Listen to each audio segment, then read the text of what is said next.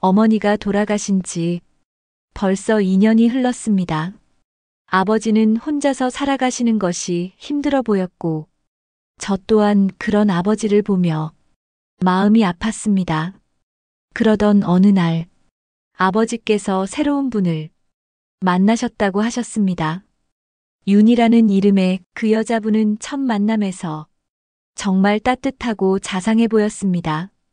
그 여자는 항상 미소를 띠고 있었고, 아버지를 향한 시선도 정말 애정 어린 것처럼 보였습니다. 저는 아버지의 행복을 위해서라면 새엄마를 기꺼이 받아들일 준비가 되어 있었습니다.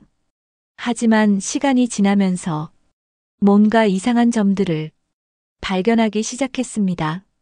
새엄마가 저를 바라보는 눈빛이 아버지가 없을 때와 있을 때가 다르다는 것을 느꼈습니다. 아버지 앞에서는 한없이 다정하고 따뜻했지만 둘만 있을 때면 차갑고 계산적인 시선을 보내곤 했습니다. 그리고 결혼한 지 얼마 되지 않아 새엄마는 집 명의를 자신으로 바꾸자고 제안했습니다.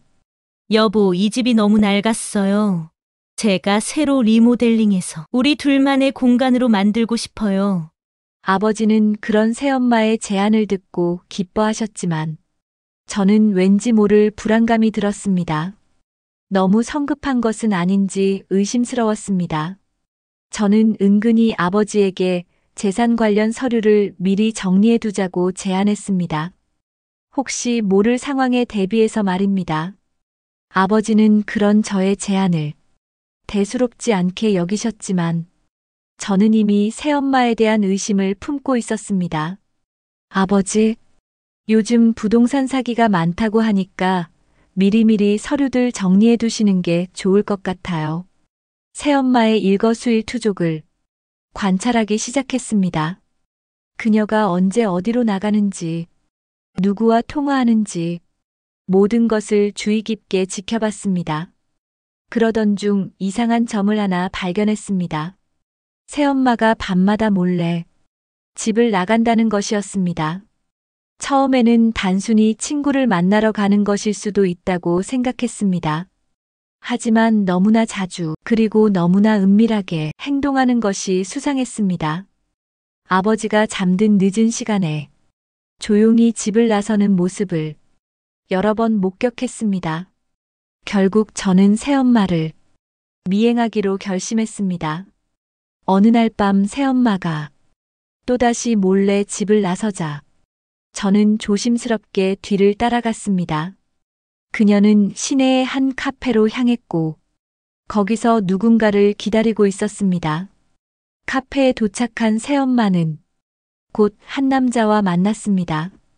그 남자는 새엄마보다 훨씬 젊어 보였고 둘 사이의 분위기는 단순한 친구 사이가 아님을 한눈에 알 수 있었습니다.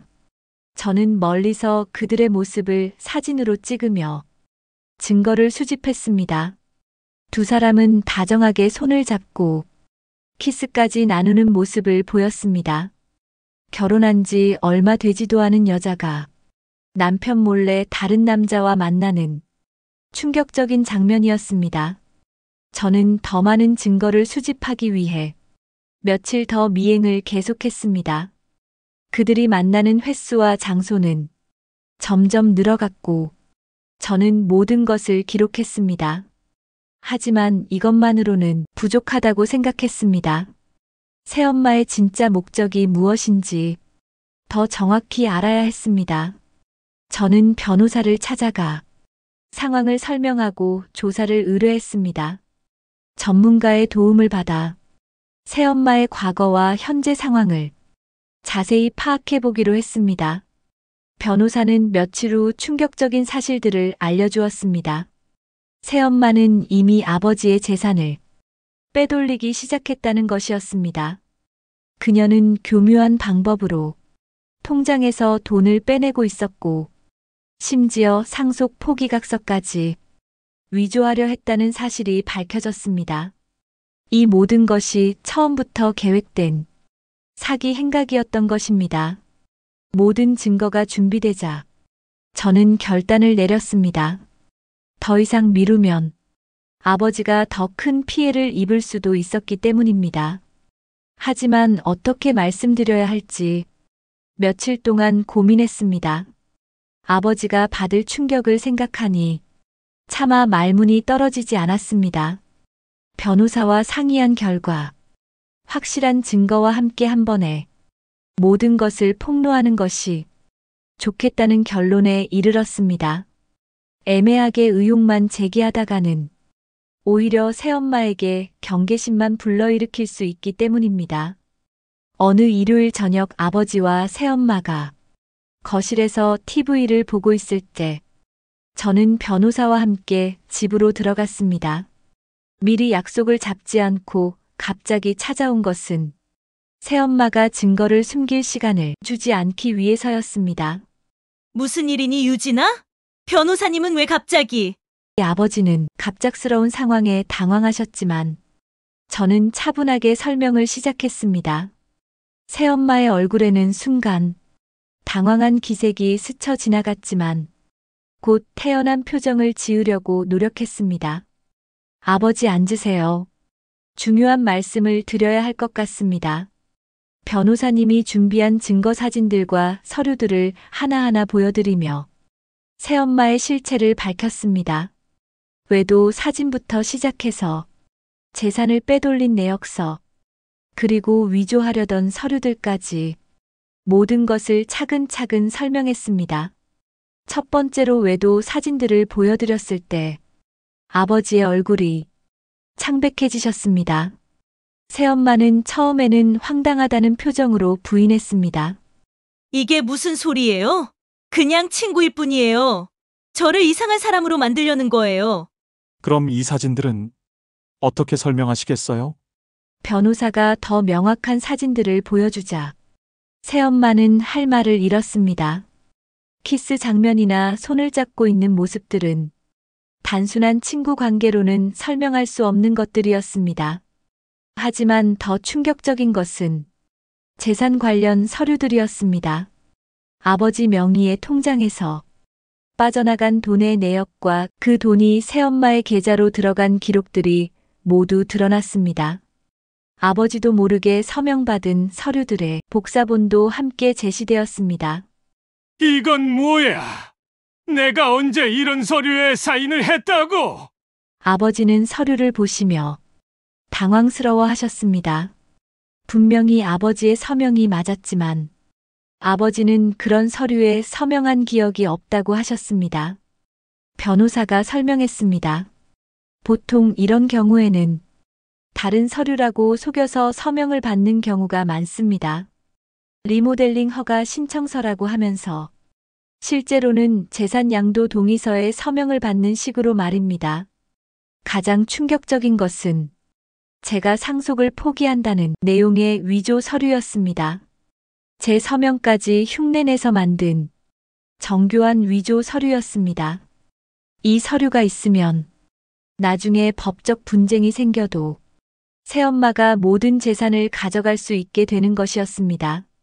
새엄마는 더 이상 변명할 수 없다는 것을 깨닫고 마침내 진실을 고백하기 시작했습니다. 정말 죄송해요.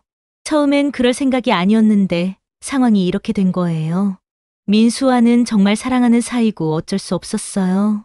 그래서 내 아버지를 이용한 거예요. 사랑한다면서 결혼까지 해놓고. 새엄마는 무릎을 꿇고 용서를 빌었지만 이미 늦었습니다. 아버지는 큰 충격에 빠지셨고 한동안 아무 말씀도 하지 못하셨습니다. 믿었던 사람에게 배신당한 상처는 말로 표현할 수 없을 정도로 깊었습니다. 나는 정말 당신을 사랑했는데 어떻게 이럴 수 있어? 아버지의 목소리에는 분노보다는 깊은 실망이 담겨 있었습니다. 그 모습을 보니 제 마음도 너무 아팠습니다. 하지만 이렇게라도 진실을 밝혀내지 않았다면 더 큰 피해를 입었을 것입니다. 모든 일이 끝난 후 며칠 동안 아버지는 크게 낙담하셨습니다. 식욕도 없어 하시고 평소보다 훨씬 말수가 줄어드셨습니다. 저는 그런 아버지를 조용히 지켜보며 위로의 말씀을 드렸습니다. 하지만 아버지의 상처가 얼마나 깊은지 알기에 섣부르게 위로할 수도 없었습니다. 식사라도 제대로 하세요. 몸이 약해지면 안 돼요. 고마워, 유진아. 그런데 도저히 식욕이 나질 않는구나. 시간이 지나면서 아버지도 조금씩 마음을 추스르기 시작하셨습니다. 변호사를 통해 빼돌렸던 돈의 대부분을 되찾을 수 있다는 소식을 들었을 때는 조금 안도하시는 모습을 보였습니다. 하지만 무엇보다도 저와 함께 있다는 것 자체가 아버지에게는 큰 위로가 되는 것 같았습니다. 어느 날 저녁 아버지와 저는 거실에 앉아 오랜만에 진솔한 대화를 나눴습니다.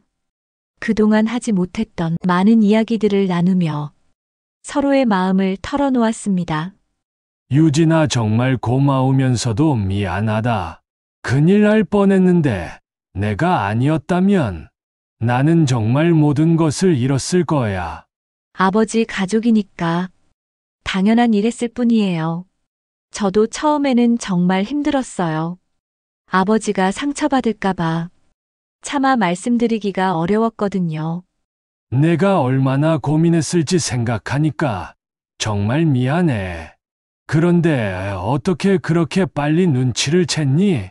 저는 아버지에게 처음부터 느꼈던 의심과 관찰했던 내용들을 자세히 설명해 드렸습니다.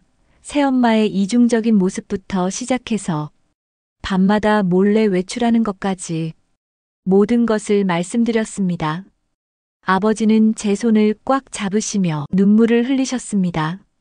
저도 모르게 눈물이 났습니다. 이 모든 일을 통해 우리는 혈연이라는 끈보다 더 중요한 것이 서로를 진심으로 위하고 사랑하는 마음이라는 것을 깨달았습니다. 앞으로는 이제 우리 둘만 생각해요. 다른 사람에게 마음을 빼앗기지 말고 서로만 의지해서 살아가요. 그래, 유진아, 정말 그렇게 하자. 너만 있으면 나는 충분해. 새엄마 때문에 생긴 상처는 시간이 지나면서 조금씩 아물어갔습니다.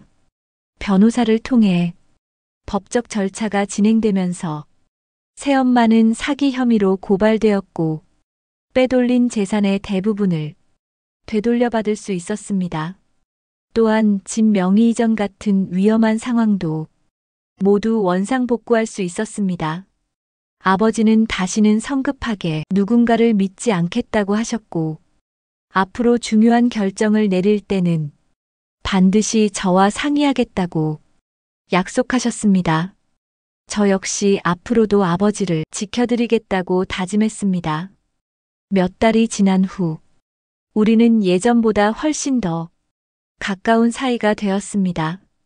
새엄마 사건을 통해 서로에 대한 신뢰가 더욱 깊어졌고 무엇보다 솔직하게 마음을 나누는 법을 배웠습니다. 아버지는 저에게 모든 것을 털어놓으시고 저 역시 아버지께 어떤 고민이든 상의 드릴 수 있게 되었습니다. 지금 우리는 둘만의 평화로운 일상을 살아가고 있습니다. 아버지는 취미 생활도 다시 시작하시고 친구분들과도 자주 만나시며 예전의 활기를 되찾으셨습니다. 저 역시 아버지와 함께하는 시간이 정말 소중하다는 것을 깨달았습니다. 가끔 새엄마가 남긴 상처가 아물지 않아 힘들 때도 있습니다. 아버지가 갑자기 우울해하시거나 사람을 믿기 어렵다고 하실 때면 제 마음도 아픕니다. 하지만 서로가 있다는 것만으로도 충분히 행복합니다. 그 어떤 어려움이 와도 함께 이겨낼 수 있다는 믿음이 있습니다.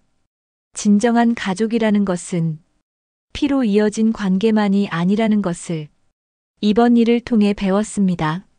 서로를 위해 희생할 수 있는 마음, 서로의 행복을 진심으로 바라는 마음, 그리고 힘들 때 곁에서 지켜주는 마음에서 진정한 가족의 의미가 시작된다는 것을 깨달았습니다. 앞으로도 우리 부녀는 서로의 든든한 버팀목이 되어 살아갈 것입니다.